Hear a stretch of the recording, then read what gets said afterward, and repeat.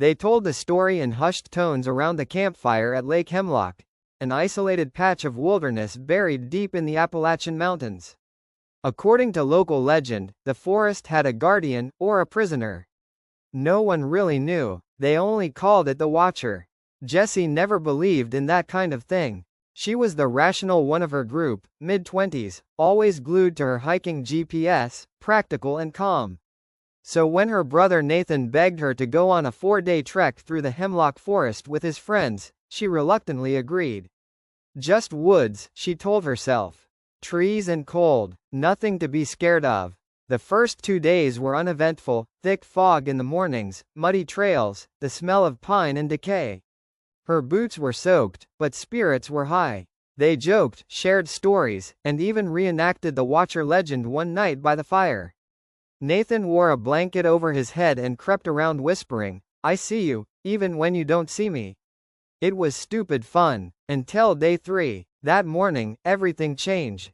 They woke to find footprints around their tents, huge, barefoot, and sunken deep into the soft earth. They didn't match anyone in the group. Worse, they circled each tent, again and again, as if whoever left them had been watching them sleep.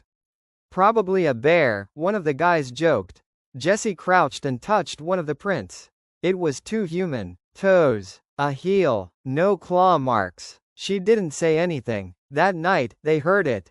Low breathing, just outside the tents. Then a sound like branches cracking under heavy weight. Then, a voice. "You're not supposed to be here."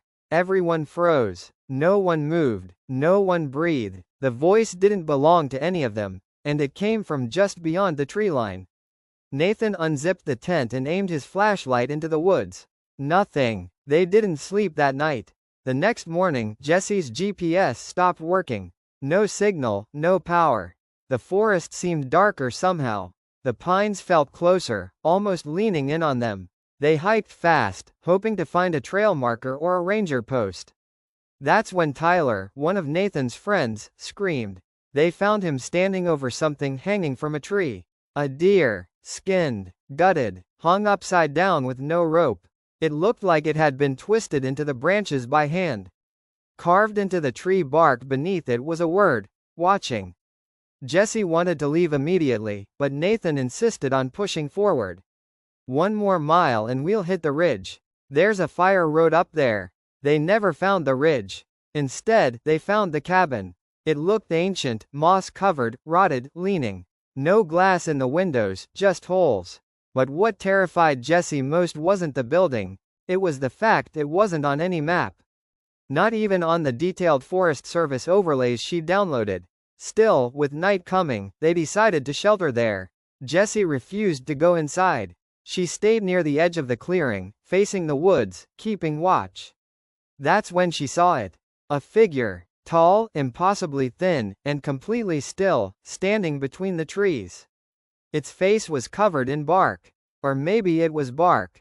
She blinked, and it was gone. She screamed for Nathan. They searched with flashlights, but found no one. Until they came back to the cabin. And saw what had been scratched into the door. "I watch when you sleep." That night was pure terror. They took shifts, but everyone kept hearing things. Movement in the loft, scratching on the walls, whispers from beneath the floorboards.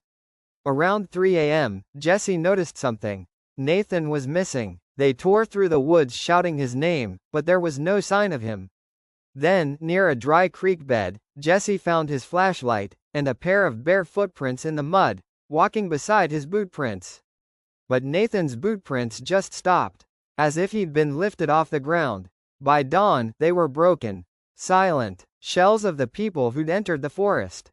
They ran, blindly, without a trail, driven only by fear. One by one, the group thinned. One twisted his ankle. One vanished after lagging just 30 seconds behind. Jessie never saw their bodies. She just heard the screams. When she finally emerged from the forest, filthy, alone, and trembling, it was almost midnight. She stumbled into the ranger station, incoherent, eyes wide.